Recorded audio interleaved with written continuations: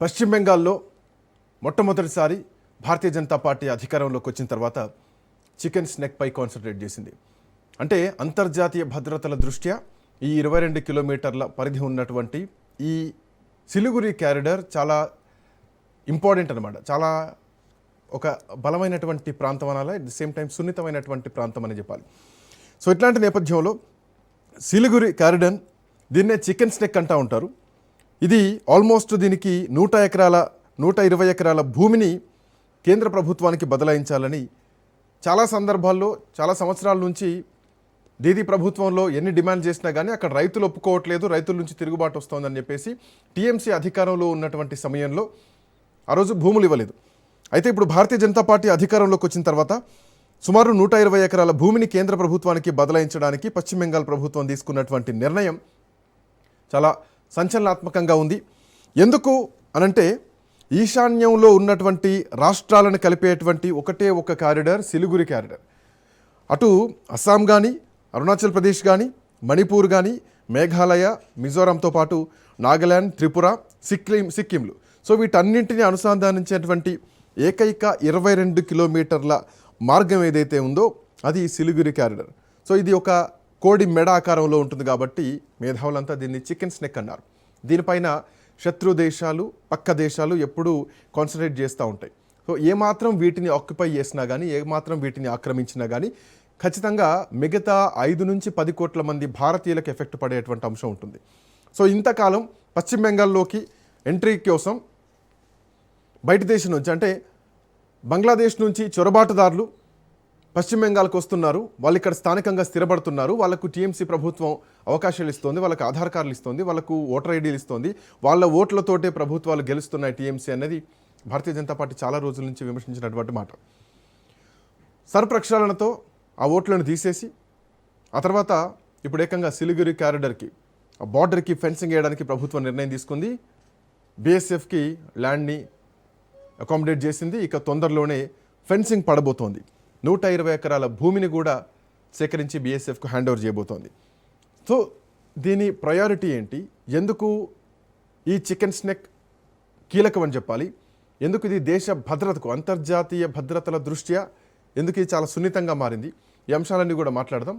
ఇప్పటి నుంచి ఎట్లాంటి మార్పుల్ని మనం చూడబోతున్నాం ఈ బార్డర్లో. బండ రామ్మోహన్ రావు గారు మనతో పాటు జాయిన్ అవుతున్నారు. రామ్మోహన్ రావు గారు నమస్తే.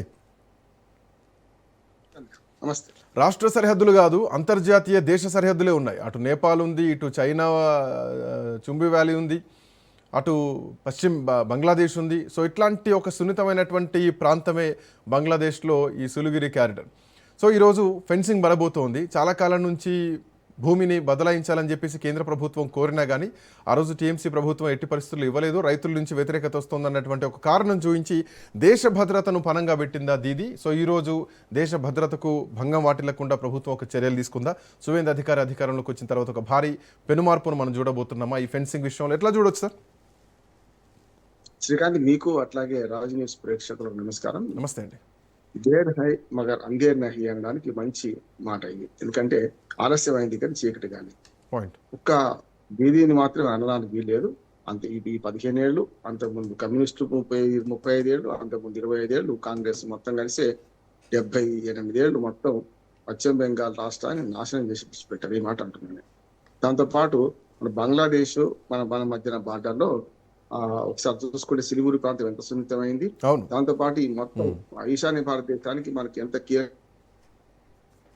అర్థం చేసుకోవాలి. మన మ్యాప్ చూడండి. మ్యాప్ చూస్తే మీకు మొత్తం అంటే మన బంగ్లాదేశ్ కు మనకు చుట్టూ బంగ్లాదేశ్ ఉంటుంది. మనకు 7 రాష్ట్రాలలో 4 రాష్ట్రాల పక్కన మొదలు 7 సిస్టర్స్ అనే వాళ్ళం మనం. ఆ 7 రాష్ట్రాలను ప్రస్తావించి ముందు అరుణాచల్ ప్రదేశ్, మేఘాలయ, త్రిపుర, నాగాలాండ్, మణిపూర్, కోహిమా ఇవన్నీ ఉన్నాయి కదా. ఈ 7 రాష్ట్రాలు ప్లస్ సిక్కిం కూడా 8వ రాష్ట్రం కలుపుకొని 8 సిస్టర్స్ అంటున్నారు. మొత్తం అంతా చిన్న చికెన్ నెక్ అంటే వరంగా బాటిల్ నెక్ అంటాం జనరల్ గా, కానీ ఇక్కడ చికెన్ అంటే మనకు కోడి మెడ ఆకారంలో ఉంది కనుక చికెన్ నెక్ అంటున్నాం. 22 కిలోమీటర్ల వెడల్పు, అక్కడ అతి సన్నటి సందు 136 కిలోమీటర్ల పొడవు అది యాక్చువల్ గా. అందుకని ఒక దగ్గర 22 కిలోమీటర్లు 60 ఉండొచ్చు, కానీ ఆ చికెన్ నెక్ 5 దేశాల మన వరంగా 3 దేశాల అదే ఉంటుంది. ఉదాహరణకి ఇటు భారత్ ఉంటుంది, పైకి పోతే ఇటు పక్కన భూటాన్ ఉంటుంది, అటు పక్కన చైనా ఉంటుంది, ఇటు పక్క బంగ్లాదేశ్ ఉంటుంది, మళ్ళీ అటు పోతే భారత్ ఉంటుంది. అంటే తూర్పున భారత్, మనకు ఉత్తరానేమో చైనా, అట్లాగే దక్షిణాన్ని మన పడమటినేమో భూటాన్, మళ్ళీ కొంచెం కిందికి వస్తే దక్షిణాన్నేమో మనకు బంగ్లాదేశ్, ఇట్లా మళ్ళీ కొంచెం కిందికి దక్షిణానికి వస్తే మళ్ళీ భారత్, బంగ్లాదేశ్, మన పశ్చిమ బెంగాల్ ఉంటుంది. అంటే చాలా కీలకమైన ప్రాంతం. అట్లాగే బంగ్లాదేశ్ కు మనకు సుమారు 4160 కిలోమీటర్ల సరిహద్దు ఉన్నది. అంటే ప్రపంచంలో అతి పెద్ద 5వ దేశం, ఇది సరిహద్దు పంచుకుంటున్న భూమి సరిహద్దు పంచుకుంటున్న 5వ దేశంగా మనకు బంగ్లాదేశ్ ఉన్నది. ఈ లెక్కన పశ్చిమ బెంగాల్ విభజన అప్పుడే చాలా గొడవ జరిగింది. యాక్చువల్ గా బెంగాల్ భాషను విభజిస్తూ అప్పుడు బ్రిటిష్ వాడు విభజించి పాలించాడు. మొదలు పాకిస్తాన్ విభజించలేవాడు, ఫస్ట్ బెంగాల్ విభజించాడు. దానికి విధేయతలు మేము బెంగాలీలను కలిసి ఉంటాం, ముస్లిం హిందూ ఏం లేదు అనే మాట అన్నప్పుడు కూడా బెంగాల్ విభజించారు. పశ్చిమ బెంగాల్ కాస్త ఇప్పుడేమో మన భారతదేశంలో ఉంది. తూర్పు బెంగాల్ గా మారిన అటు పక్కన అంతా బంగ్లాదేశ్ గా ఉంది. అతనిలో తూర్పు పాకిస్తాన్ గా ఉంటే ఎంత కీలకం అంటే ఇప్పుడు జరగాల్సింది ఏంటంటే కేవలం 120 ఎకరాలు మాత్రమే కాదు. నేను మొదటి డిమాండ్ చేస్తుంది ఏంటంటే ఆ ప్రాంతాన్ని మొత్తం 3 జిల్లాలకు సంబంధించిన ప్రాంతం ఉంది, అదంతా కూడా కేంద్ర ప్రభుత్వం తన ఆధీనం తీసుకొని కేంద్ర ప్రభుత్వ పాలన కింద తీసుకోవాలని నేను అడుగుతాను. చాలా మందికి ఆ ప్రపోజల్ ఉన్నది. దానికి దీది ఒప్పుకోలేదు. దీది అసలు కలిసి 120 ఎకరాలు కూడా ఒప్పుకోలేదు. అంటే సూది మొన పట్టేంత భూమి కూడా ఇవ్వనండి. అంటే చొరబాట్లు జరుగుతూనే ఉండాలి, ఇట్లా నడుస్తూనే ఉండాలి. చొరబాట్లు అక్కడొక్కదైనా జరగలేదు శ్రీకాంత్, కింది నుంచి మీద హుబ్లీ నది గంగాస్థాన్ లో కలుస్తుంది కదా. మనకు యాక్చువల్ గా మొన్ననే మోడీ గారు స్టేటర్ వేశారు. అంటే గంగోత్రి నుంచి గంగస్థాన్ వరకు అన్నారు. గంగా నది గంగోత్రి దగ్గర పుడితే ఉత్తరాఖండ్ లో పుడితే ఉత్తరాఖండ్, తర్వాత ఉత్తరప్రదేశ్, మొత్తం అంతా ఉత్తరప్రదేశ్ నుంచి బీహార్ నుంచి పశ్చిమ బెంగాల్, గంగాస్థాన్ అంటే హుబ్లీ నది దాంట్లో కలిసేది. గంగా నది 2 విడిపోతుంది, ఒకటి హుబ్లీ నదిలోకి వెళ్తుంది, ఒకటేమో పాకిస్తాన్ లోకి వెళ్ళిన తర్వాత పద్మానది అవుతుంది. పద్మానదిగా మారి అది మళ్ళీ బంగాళాఖాతంలో మొత్తం దాని నుంచి కలుస్తుంది. ఆ పై నుంచి బ్రహ్మపుత్ర నది వస్తుంది. టిబెట్ లో పుట్టిన బ్రహ్మపుత్ర నది చైనా అంటుంది దాన్ని. అక్కడ నుంచి పుట్టింది మళ్ళీ అరుణాచల్ ప్రదేశ్ నుంచి మొదలు అస్సాం దుఃఖదాయన అనేవాళ్ళం మనం. ఏది ఈ బ్రహ్మపుత్ర నది, అది కూడా బంగ్లాదేశ్ గుండా వరదలు ఎప్పటికి వరదలు వస్తున్నాయి బంగ్లాదేశ్ లో, అది బంగాళాఖాతంలో కలుస్తుంది. ఇది భౌగోళిక పరిస్థితి. దీనిలో ఏమైందంటే కింది నుంచి పై దాకా 4160 కిలోమీటర్ల సరిహద్దును మనం బంగ్లాదేశ్ పంచుకుంటున్నాం. ఒరిజినల్ దీన్ని చెప్పాలంటే వేరే పోలిక చెప్పారంటే దేశం మన గుజరాత్ ఖాండ్వా నుంచి మొదలుకొని పైన మనకు బంగ్లాదేశ్ దాకా ఉన్న మన సముద్ర తీరం ఉందో అది 7200 కిలోమీటర్లు. మొత్తం భారతదేశానికి ద్వీపకల్పం అంటాం కదా, 3 దిక్కుల సముద్రం. అది 7200 అంటే 3 దిక్కుల ఇది మన భారతదేశం బార్డర్ ఉన్న బాపదేమో బంగ్లాదేశ్ 3 దిక్కుల ఉంటది. దానికి ఇటు పడమటికి ఉంటది, ఉత్తరానికి ఉంటది మన బార్డర్, మనకు తూర్పుకు ఉంటది, ఒక దక్షిణానికి మాత్రం బంగాళాఖాతం ఉంటది. ఇది భౌగోళిక పరిస్థితి. దీన్ని చేయాల్సింది ఏంటంటే బంగ్లాదేశ్ చొరబాటుదారుడు కేవలం సిరివురి నుంచి రాలే, కింది నుంచి పై దాకా ఎక్కడ పడితే అక్కడ 3 వైపుల నుంచి వచ్చారు. ఇప్పుడు అంతేందుకు అస్సాంలో గతంలో ప్రఫుల్ల కుమార్ మహంతా ఉద్యమం చేసినప్పుడు దేని మీద చేశారు? బంగ్లాదేశ్ నుంచి అక్రమంగా చొరబాటు. వాస్తవానికి సార్ ఇది కేవలం 22 కిలోమీటర్ల భూభాగమే. దీన్ని ఆక్రమించాలని చెప్పేసి ఏమాత్రం అటు చైనా ప్లాన్ చేసినా, లేదంటే చైనాతో కుమ్మక్కై పాకిస్తాన్ నుంచి ఏమైనా ఉద్రిక్తలు పెంచి ఇప్పటికే బంగ్లాదేశ్కు పాకిస్తాన్ మద్దతు ఇస్తోంది. బంగ్లాదేశ్లో ఏమాత్రం అల్లర్లైనా కానీ అది ఆటోమేటిక్గా పశ్చిమ బెంగాల్లో కనిపిస్తున్నాయి, మనం చూస్తున్నాను.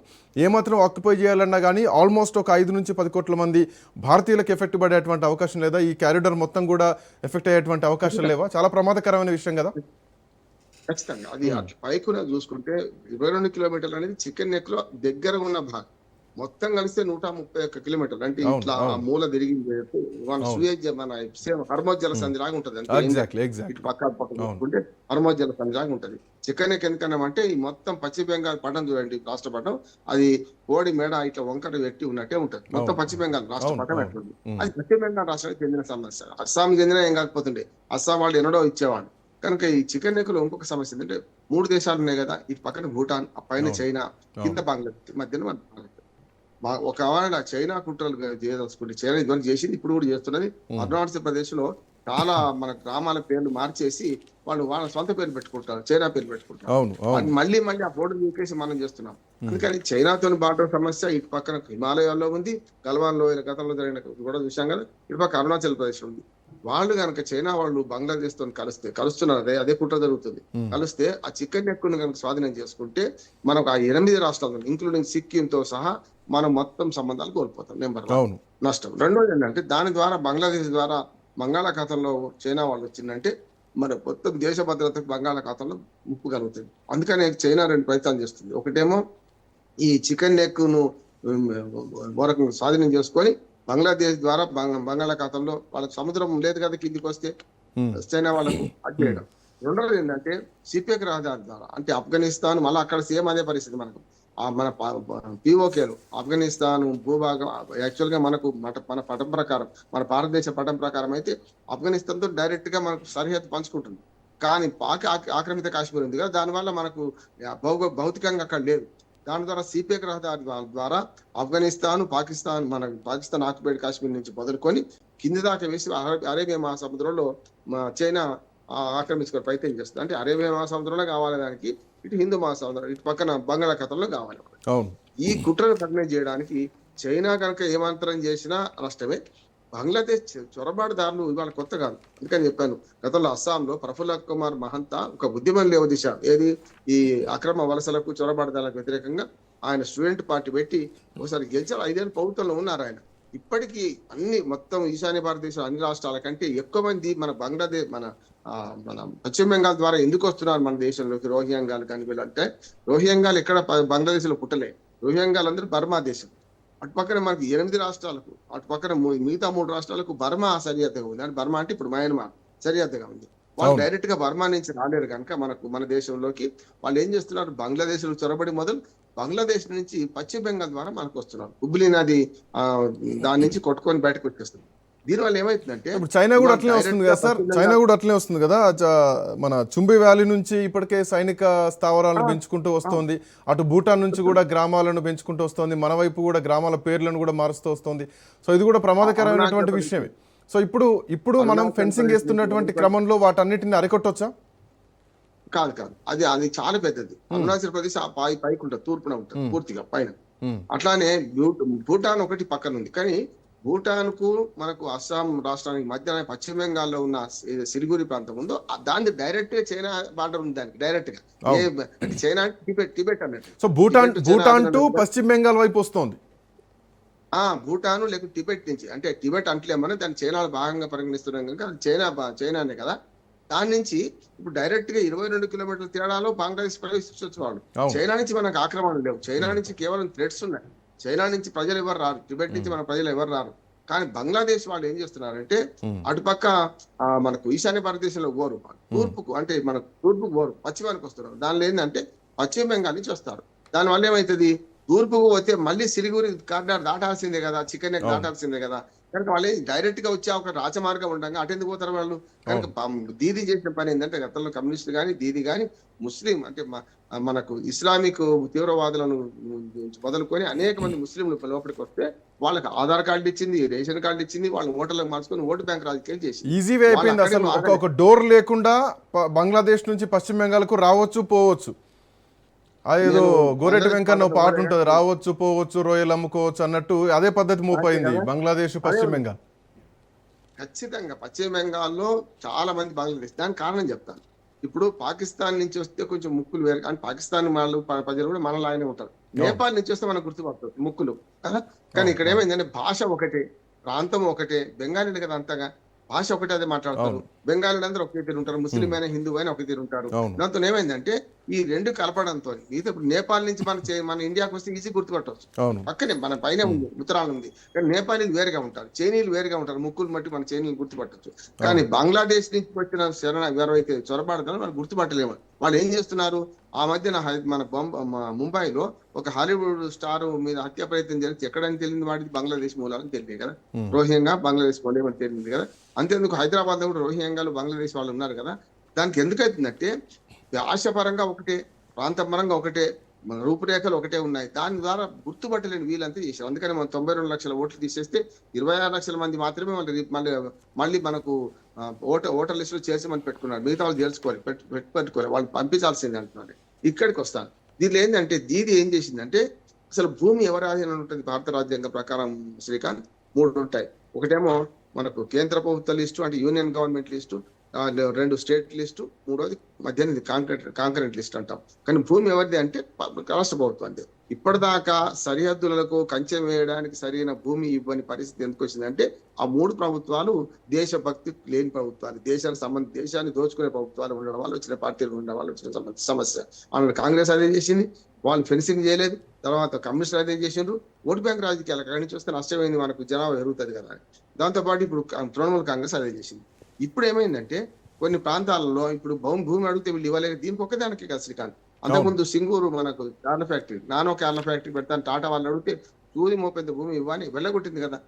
పశ్చిమ బెంగాల్ ఒకనాడు అభివృద్ధి చెందినది ఆ రాష్ట్రం, ఇవాళ కునారెడ్డి రాష్ట్రం, పూర్తిగా దుర్మార్గం కునారెడ్డి రాష్ట్రం కావడానికి కారణం ఏంటంటే పరిశ్రమలు వెళ్ళగొట్టిండ్రు. సార్, వాస్తవానికి మీరు అన్నట్టు పశ్చిమ బెంగాల్ పెద్ద రాష్ట్రమే. పశ్చిమ బెంగాల్లో అప్రతిహితంగా రాష్ట్రాల్ని పాలించినటువంటి ముఖ్యమంత్రులు ఉన్నారు. బట్ మీరు అన్నట్టు అక్కడ మాఫియాలు ఉన్నాయి. మీరు అన్నట్టు అక్కడ మనం చూసినట్టు అక్కడ రౌడీయిజం రాజ్యం వెళ్ళింది. ఇక్కడ మతతత్వ శక్తులు కూడా రాజ్యం వెళ్ళినాయి. బంగ్లాదేశ్లో ఒక మతపరమైనటువంటి వ్యక్తి డాక్టర్ అనాయతుల్లా అబ్బాసి అనేటువంటి మత ప్రవక్త, ఒక ఇస్లామిక్ భావజాలం ఉన్నటువంటి వ్యక్తి, ఒక ఉగ్రవాద భావజాలం ఉన్నటువంటి వ్యక్తి, అక్కడ చాలా ప్రజాదరణ పొందినటువంటి వ్యక్తి. ఏమాత్రం ఒక కామెంట్ చేసినా హిందువుల పైన ఇది ఆటోమేటిక్గా పశ్చిమ బెంగాల్లో పడేది. సో ఇక్కడ మీరు అన్నట్టు ఇందాక 2 బెంగాలీ భాషలే, ఆ భాష ఈ భాష, మనుషులంతా ఒకే తీరు ఉన్నటువంటి నేపథ్యంలో ఈ ప్రభావం మొత్తం కూడా ఆ వీడియోలన్నీ కూడా ఇమీడియట్గా పశ్చిమ బెంగాల్లో ప్రభావం పడేది. అక్కడ హిందువుల మీద దాడులు జరిగేది. ఆ దాడుల ప్రభావం మనం పశ్చిమ బెంగాల్లో కూడా చూసాం. బట్ ఇప్పుడు దుర్గా పూజల మీద దాడులు జరిగాయి. ఎగ్జాక్ట్లీ, అవును. దుర్గా పూజ రామనవమి పైన కూడా దాడులు జరిగాయి. అవును. అందుకని ఇక్కడ ఏంటంటే ఇంకో నేరస్తుడు ఉండేవాడు, నాకు పేరు జ్ఞాపకం వస్తలేదు. మీ హుబ్లీ నది దీవిలో వాడు అందరినీ రేపు చేస్తూ ఆ ఊళ్ళో ఎంత నాశనం చేస్తుంటే కూడా కేంద్ర ప్రభుత్వం ఏం చేసిందని కేంద్ర ప్రభుత్వం ప్రశ్నించారు. ఇప్పుడు దీది ఇవ్వలేదు భూమి, బలవంతంగా గుంజుకోవచ్చు అంటుంది. దేశ రక్షణ కంటే మించింది కాదు కదా, దేశ రక్షణ కోసం తీసుకోవడం తప్పు కాదు కదా.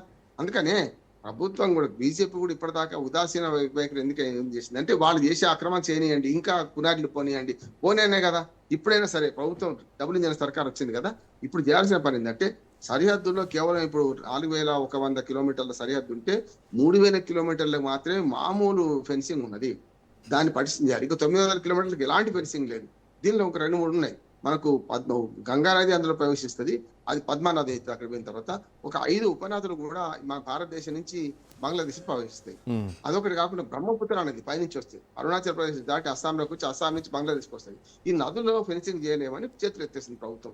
ఏమంటారంటే నదులో ఫెన్సింగ్ చేయాల్సిన అవసరం లేదు, నది మీద బ్రిడ్జిలు కట్టేస్తే అయిపోతుంది కదా. ఇప్పుడు ఉదాహరణకు బ్రహ్మపుత్ర మీద అద్భుతమైన బ్రిడ్జి కట్టారు, మనకు నెట్ వెతుకు దొరుకుతుంది మీకు. దానిలో చూస్తే దాన్ని మొసళ్ళు విడుస్తామని అంటున్నారు ప్రభుత్వం. మొసళ్ళు విడడం కాదు, ఆ బ్రిడ్జి మీదనే ఇంకొక బ్రిడ్జి కట్టి పక్కనే దాని మీద సైనికులు ఉండాలి. ఎవడైనా ఎదురు వస్తే కాల్చి పడేయాలి కదా, చేద్దాం. ఇప్పుడు పాకిస్తాన్ కు ఇండియాకి మధ్యన ఎంత బార్డర్ సెక్యూరిటీ ఉందో మనకు ఇక్కడ సెక్యూరిటీ సరిగ్గా లేదంటున్నాను.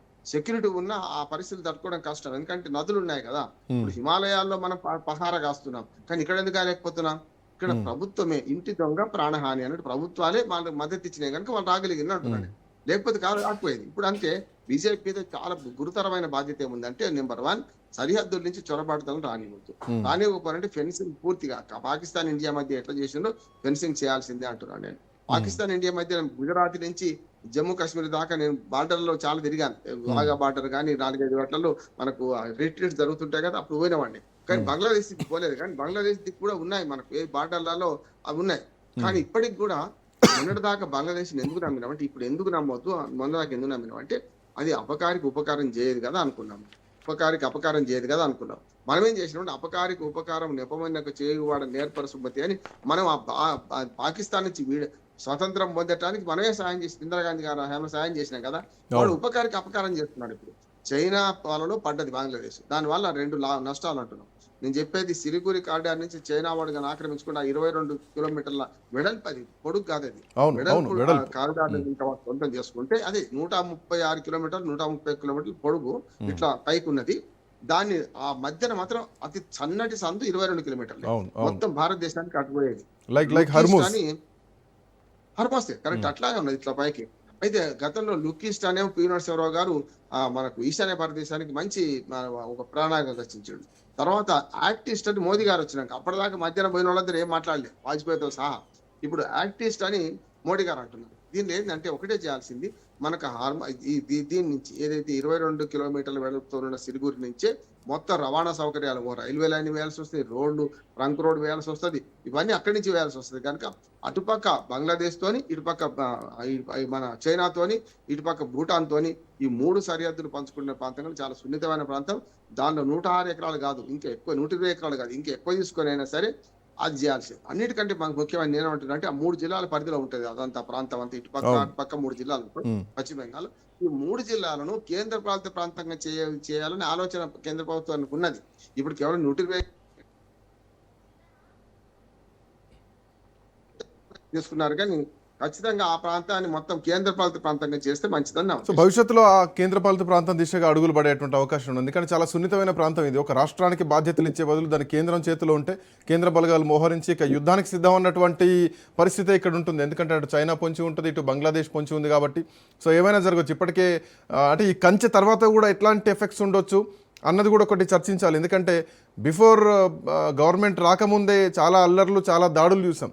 బంగ్లాదేశ్లో ఏం జరిగిందో ఆటోమేటిక్గా పశ్చిమ బెంగాల్లో దావానంలో వ్యాపించేటి. సో ఈ కంచె తర్వాత ఎట్లాంటి పరిణామాలు ఉండబోతున్నాయి, ఎట్లాంటి ఉద్రిక్తతలు ఉంటాయి, ఖచ్చితంగా రెచ్చగొట్టే చర్యలు ఉంటాయి. ఇవి మనం ఊహించదగ్గవి. దానికి ఏంది ఒకటే మార్గం, ఇప్పుడు డబ్ల్యూజన్ సర్కార్ వచ్చింది, కేంద్రంలో ఎదురు లేకుండా యజ్ఞం చేయొచ్చు కదా. అందుకని రాష్ట్ర ప్రభుత్వం మా బీజేపీ ఉంది, ఇటు పక్కన బీజేపీ కేంద్ర దేశంలో అధికారంలో ఉంది. మొట్టమొదటి సరిహద్దు కంచెలు చేయాలి. దీనికి గతంలో లాగా సైన్యాన్ని మోహించాల్సిన అవసరం లేదు. ఆర్టిఫిషియల్ ఇంటెలిజెన్స్ వచ్చింది కదా శ్రీకాంత్. నేనేమంటున్నా అంటే ఏ ద్వారా చేయొచ్చు అంటున్నాను. ఇప్పుడు మంచు కొండలో -30-40 డిగ్రీల్లో పనిచేస్తున్న సైనికుల కంటే పెద్దది కాదు కదా.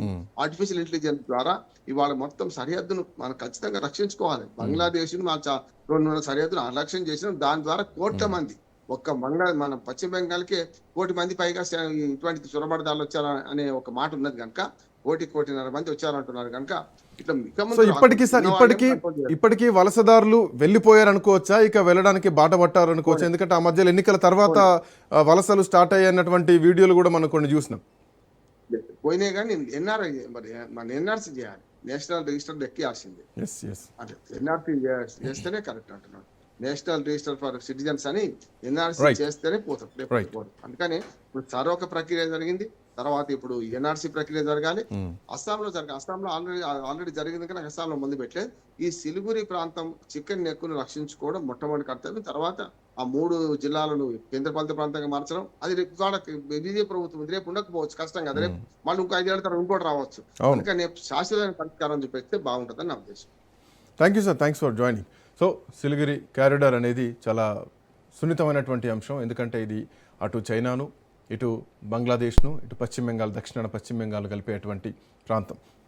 సో దీంట్లో 8 రాష్ట్రాలు ఉంటాయి. ఈశాన్యంలో ఉన్నటువంటి 8 రాష్ట్రాలు, అస్సాం కానీ, అరుణాచల్ ప్రదేశ్ కానీ, మణిపూర్ కానీ, మిజోరాం కానీ, నాగాల్యాండ్ కానీ, సో ఇవన్నీ కూడా మేఘాలయతో పాటు ఇవన్నీ రాష్ట్రాలను కలుపుతూ ఉండేటువంటి కారిడార్. సో ఇక్కడ ఏమాత్రం అజాగ్రత్తగా ఉన్నా ఖచ్చితంగా పక్క దేశాల నుంచి ఆక్రమణదారులు వచ్చేటువంటి అవకాశం ఉంటుంది, దాడులు జరిగేటువంటి అవకాశం కూడా ఉంటుంది. సో చాలా కాలం తర్వాత ఒక దేశ భద్రత దిశగా భారతీయ జనతా పార్టీ ప్రభుత్వంలోకి వచ్చిన తర్వాత 120 ఎకరాల భూమిని కేటాయించింది అక్కడ ఫెన్సింగ్ కోసం. ఆల్మోస్ట్ 22-23 కిలోమీటర్ల వెడల్పు ఉన్నటువంటి ఈ కారిడార్లో 130 కిలోమీటర్ల వరకు ఫెన్సింగ్ వేసేటువంటి అవకాశం అయితే కనిపిస్తోంది. ఆల్మోస్ట్ 120 ఎకరాల్లో ఫెన్సింగ్ వేయబోతున్నారు. సో ఇది దేశ భద్రతకు అత్యంత కీలకమైనటువంటి అడుగు పడిందని చెప్పాలి పశ్చిమ బెంగాల్లో భారతీయ జనతా పార్టీ అధికారంలోకి వచ్చిన తర్వాత. That's all for now. Next updates continue అయితే కీప్ వాచింగ్ రాజ్ న్యూస్.